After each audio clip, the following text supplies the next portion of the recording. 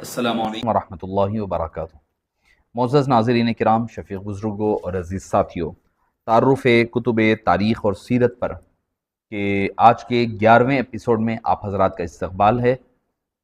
انشاءاللہ المستعان آج کے اس ایپیسوڈ میں، آج کی اس گفتگو، مختصر سی گفتگو میں آپ اور ہم امام ذہبی علیہ الرحمہ کی کتابوں کے متعلق، چونکہ آپ کی دو کتابیں معروف ہے تاریخ اور سیرت کے بارے میں، ایک تو سیر اعلام النبلاء ہے اور دوسری کتاب ہے کہ تاریخ الحفاظ۔ تو انشاءاللہ مختصر سے آپ حضرات کے سامنے اس کا خلاصہ پیش کیا جائے گا۔ تاریخ، علم حدیث، علم رجال کا جس کسی کو بھی تھوڑا سا بھی اگر تجربہ ہے اور ان کو علم ہے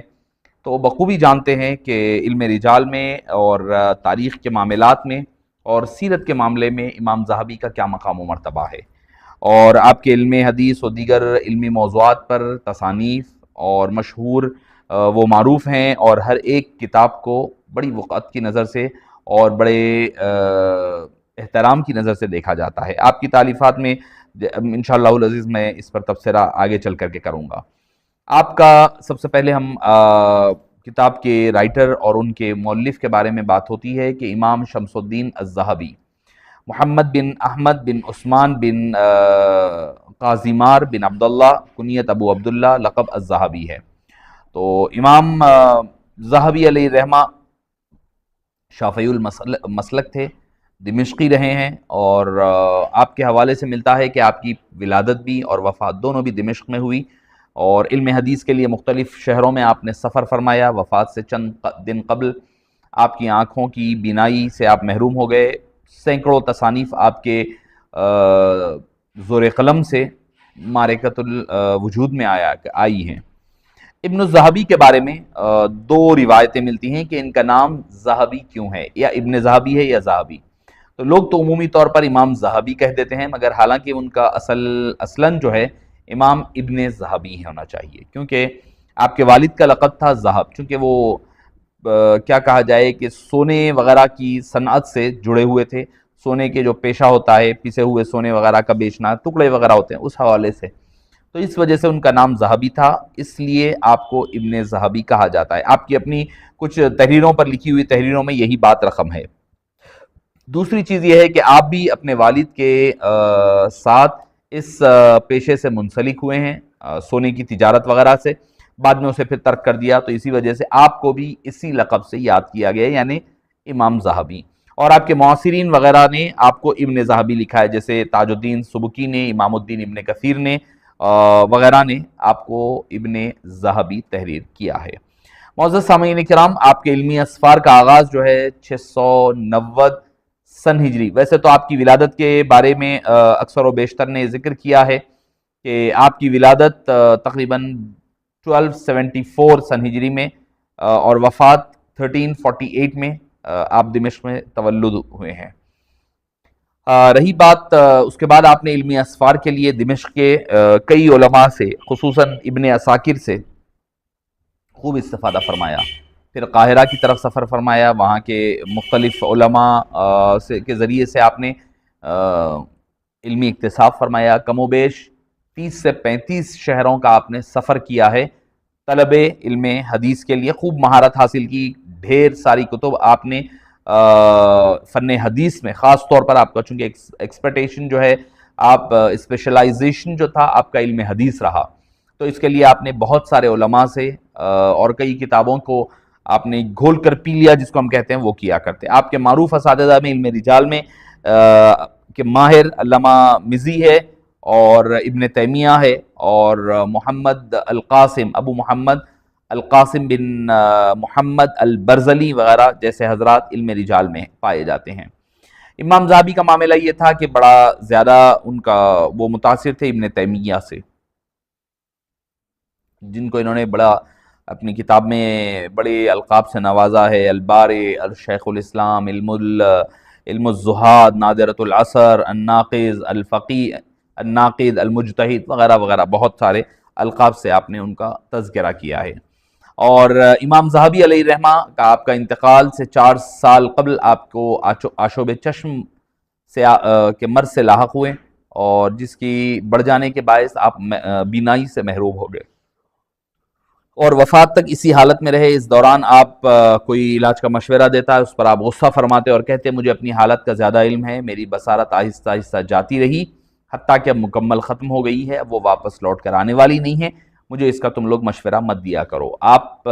جو ہے 3 ذوالقعدہ سن 746 سن ہجری کو یہ علم کا اور تحقیق کا، ادب کا، فنون کا یہ جو مہتاب تھا، یہ جو چشم و چراغ تھا، یہ گل ہو گیا اور یہ سورج غروب ہو گیا۔ اللہ تعالیٰ ان کی قبر پر بے حساب رحمت نازل فرمائے۔ یہ تھا مختصر سا تعارف امام ابن ذہبی یا امام ذہبی علیہ رحمت و رضوان کا۔ اب آئیے آپ کی کتب کے تصانیف کے حوالے سے چند اہم باتیں آپ کے گوش و گزار کرنے کی سعادت حاصل کروں گا کہ کتابوں کے اعتبار سے آپ کو تقریباً ہر علم اور علوم و فنون میں اللہ نے کمال دسترس عطا فرمایا تھا، لیکن تصانیف کے لیے آپ نے جو اصل میدان آپ کا رہا ہے وہ ہے علم حدیث یا اسماء الرجال، اور فن جرح و تعدیل و مصطلحات حدیث، اسماء الرجال، عقائد، علم فقہ، تراجم، تاریخ۔ آپ میں عاشقان علم کے روبرو آپ نے بے پناہ، بے بہا اور بیش بہا تصانیف آپ نے پیش کی ہے، جن میں چند سیر اعلام النبلاء جس پر ہم گفتگو کریں گے 25 جلدوں میں ہیں، 25 والیومز میں سیر اعلام النبلاء، تاریخ الاسلام و وفیات مشاہیر العالم، تذکرۃ الحفاظ، اور علم مصطلح الحدیث، العذب السلل فی الحدیث المسلسل، میزان الاعتدال فی نقد الرجال، العبر فی خبر من غبر، ائمۃ الاربعہ اور ائمہ احناف میں سے صاحبین کے ترجمے وغیرہ پر مشتمل آپ نے سینکڑوں کتابیں جمع کی ہے، جن کے چھوٹی بڑی اگر آپ کتابیں ملا لیں تو آپ کی کتابوں کی تعداد کم و بیش 225 یا 215 یا 220 ہوتی ہیں کتابیں جو آپ نے اس دور میں لکھی ہے۔ آپ اندازہ لگائیے کیا نہیں ان کا مقام و مرتبہ ہوگا۔ تو بہرحال یہ تھی چند باتیں امام ذہبی علیہ رحمہ کے حوالے سے۔ چونکہ امام ذہبی علیہ رحمہ کے حوالے سے میں انشاءاللہ العزیز 2 کتب پر آپ کے تبصرہ کرنے جا رہا ہوں۔ امام ذہبی علیہ رحمہ کی پہلی کتاب ہے سیر اعلام النبلاء، یہ تاریخ پر، اسماء رجال پر، تراجم پر مشہور و معروف کتاب پائی جاتی ہے۔ اب اس کے نام کے بارے میں اختلاف ہے، بعض نے اس کو تاریخ العلماء النبلاء کہا ہے، یا بعض نے تاریخ النبلاء، کسی نے کتاب النبلاء، کسی نے اعیان النبلاء، کسی نے سیر النبلاء۔ سیر اعلام النبلاء یہ مشہور و معروف نام خود امام ذہبی نے اس کو استعمال کیا ہے۔ سیر اعلام النبلاء یعنی بڑے بڑے محترم محتشم بڑے جو اعلام ہیں، اعلام کس کو کہتے ہیں؟ شخصیتوں کو کہا جاتا ہے، ان کی سیرت پر مشتمل یہ کتاب ہے۔ یہ کتاب جو ہے اگر آپ دیکھیں صحابہ کرام، تابعین کے احوال پر ایک انسائکلوپیڈیا ہے۔ یہ کتاب علماء، امراء، حفاظ، قراء، فضلاء اور ہر فن کے اکابرین کے حالات زندگی پر مشتمل کتاب کا نام سیر اعلام النبلاء ہے۔ امام ذہبی نے اپنی کتاب تاریخ الاسلام و وفیات المشاہیر العالم سے نکالی ہوئی ایک کتاب ہے، یعنی کئی جو مختلف آپ کے کتب رہے ہیں ان کتابوں میں سے آپ نے اس کو ایکسٹریکٹ کر کے خلاصے کے طور پر نکال کر کے چھاپی، اس کا نام ہے سیر اعلام النبلاء۔ انہوں نے تاریخ اسلام سے تاریخی حوادث کو یا واقعات کو انہوں نے ترک کر دیا اور اکابرین کے حالات اور ان کے اموات پر مشتمل حالات کو اس کتاب میں جمع کیا۔ تھوڑا پیٹرن ہٹ کر ہے، جیسے آپ کو دوسری تاریخی کتابیں ملیں گی جس پر واقعات ملیں گی، انہوں نے واقعات کو نہیں دیا توجہ۔ امام ذہبی علیہ رحمہ نے واقعات کی بجائے شخصیتوں پر اپنی اس کتاب میں فوکس کیا۔ اس کتاب کی اشاعت 25 جلدوں میں ہوئی، جس میں تاریخ اسلام کا آدھا حصہ شامل ہے، انہوں نے اپنی کتاب میں کچھ اور اضافے کیے۔ اس کتاب میں 732 سن ہجری تک کے حالات اور تاریخ قابل ذکر اس میں حالات ملیں گے آپ کو۔ اس کتاب میں کو طبقات میں انہوں نے تقسیم کیا، اور طبقات 40 طبقات جو ہے اس میں 40 طبقات کو آپ نے جمع فرمایا ہے امام ذہبی علیہ رحمت و رضوان نے۔ اچھا، اب آپ دیکھیں گے کہ میں نے اس سے پہلے بھی آپ کے سامنے گوش و گزار کیا کہ طبقات کہتے کس کو ہیں۔ لفظ طبقات جلسل طبقہ کی جمع ہے اور اس کے معنی لغت میں ہے نسل در نسل، ایسے لوگ جو عمر اور زمانے یا مرتبے یا حالات میں ایک دوسرے کے مشابہ ہوں۔ امام سیوطی نے تدریب الراوی میں لکھتے ہیں کہ الطبقۃ فی اللغہ القوم المتشابہون وفی الاصطلاح قوم تقاربوا فی السن والاسناد او فی الاسناد فقط، یعنی طبقہ لغت میں ایک جیسے لوگوں کو کہا جاتا ہے، اور اصطلاح میں اس کا اطلاق ایسی قوم پر ہوتا ہے جو عمر یا سند یا صرف سند میں ایک دوسرے کے قریب قریب ہوں، کہ ایک شیوخ دوسرے شیوخ ہے یا پھر دو سارے شیوخ ایک دوسرے کے قریب رہے، ان کو کہا جاتا ہے۔ تو اب آپ ذرا غور کریے کہ دو طبقات کے مابین اگر قائم کرنا ایک مشکل امر ہوتا ہے، کیونکہ طبقات پر لکھنے والوں نے کسی مخصوص سن کو جمع نہیں فرمایا ہے۔ تو یہ تھی طبقات کے بارے میں، اس میں آپ نے خاص طور پر طبقات کا تذکرہ خصوصیت کے ساتھ کیا ہے۔ اور اگر آپ امام ذہبی علیہ رحمہ کی طبقات کے حوالے سیر اعلام النبلاء میں دیکھیں تو آپ نے بڑے شرح و بسط کے ساتھ، بڑی تفصیل کے ساتھ آپ نے ہر ایک کے احوال پر تبصرہ کیا ہے۔ ایک تو ان کے حالات کا تذکرہ، کہاں پیدا ہوئے، کہاں وفات پائی، ان کا خاندان کیا تھا، ان کا لقب کیا ہے، اس کی وجہ تسمیہ کیا ہے۔ پھر پلس آپ کو یہ بھی ملے گا ساتھ ہی ساتھ کہ بھئی وہ راوی وہ ان کے بارے میں دوسروں کا قول کیا ہے، ثقہ ہے یا مجروح ہے یا ان کا اعتبار کیا ہے، یعنی وہ ثقہ میں سے ہے یا مجہول یا موضوع شخصیت ہے جن کے اوپر اعتبار کیا جا سکتا ہے یا نہیں کیا جا سکتا ہے۔ کیونکہ یہ اس لیے امام ذہبی نے خصوصیت کے ساتھ اس کا اعتبار کیا ہے کیونکہ اس میں مسئلہ بعد کے ادوار میں آنے والے، کیونکہ علم حدیث اور تاریخ کی آپ نے ایک بنیاد مضبوط رکھی ہے، جس کی وجہ سے آپ کو ملے گا کہ امام ذہبی علیہ الرحمہ نے بڑا مضبوط ایک کام کیا بعد میں آنے والوں کے لیے۔ اگر وہ چاہتے ہیں آپ تاریخ کو دیکھنا ہے تو بھی آپ کو آسانی ہو جائے گی، اگر نہیں اگر آپ کو اس پر ٹٹولنا ہے کہ بھئی حدیث پاک کو دیکھنا ہے یا تاریخ کو دیکھنا ہے یا کسی کا تذکرہ دیکھنا ہے تو آپ کو اس بارے میں آسانی ہو جایا کرے گی۔ اگر آپ کو کسی بھی محدث کے بارے میں پڑھنا ہے آپ تفصیل کے ساتھ پڑھ سکتے ہیں۔ اب آئیے، میں جو دوسری کتاب کہا تھا کہ دوسری کتاب کے حوالے سے کتاب تذکرۃ الحفاظ، یہ بھی ایک اہم کتاب ہے جو امام ذہبی علیہ الرحمہ نے اس کو جمع فرمایا ہے، اور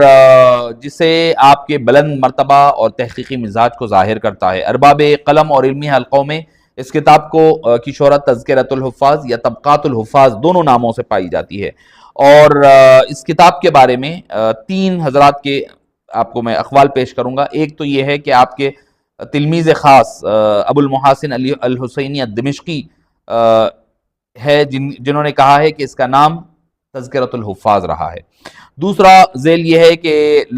جس کو محمد بن فہد المکی نے لکھا ہے لحظۃ الالحاظ بذیل طبقات الحفاظ،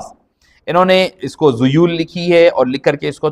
شائع فرمایا۔ پھر تیسرے علامہ جلال الدین سیوطی، اتنا بڑا نام ہے آپ خود سمجھ سکتے ہیں۔ اچھا، اس کی وجہ تالیف کیا ہے وہ خود لکھتے ہیں، یہ مجموعہ حاملان علم نبوی یعنی حدیث پاک کی عدالت بیان کرنے والوں کے ناموں پر مشتمل ہے، جن کی طرف راوی کی توثیق و تضعیف اور حدیث کے کھرے اور کھوٹے ہونے کا رجوع ملتا ہے۔ اور دوسری چیز حافظ موصوف نے امام حافظ ذہبی نے تمام کتاب میں اس اصول کو ملحوظ رکھا ہے کہ کسی ایسے شخص کا ترجمہ یعنی اس کے احوال نہیں لائیں جو حدیث میں حافظ شمار نہ کیا جاتا ہو، ان سے آپ نے پرہیز فرمایا ہے۔ اس کا نہج کیا ہے؟ میں نے جیسے کہا نا، سیر اعلام النبلاء کی طرز پر آپ نے اس کو طبقات میں بانٹا ہے اور تقسیم فرمائی ہے۔ علامہ سیوطی نے تدریب الراوی میں اس لفظ کے ضمن میں نہایت حافظ کا لفظ چونکہ کہا جاتا ہے، آپ کے حافظ ذہبی آتا ہے اکثر، وہ فرماتے ہیں چونکہ محدث اسے کہتے ہیں جو اس بات حدیث کے تمام طرق کا علم رکھتا ہو اور اس کے روات کی جرح و تعدیل کی معرفت رکھتا ہو، اس کو حافظ کہا جاتا ہے۔ تو امام ذہبی سے بڑھ کر کے بڑا حافظ اور کون ہو سکتا ہے؟ تو لہٰذا امام ذہبی کا جو اسلوب ہے،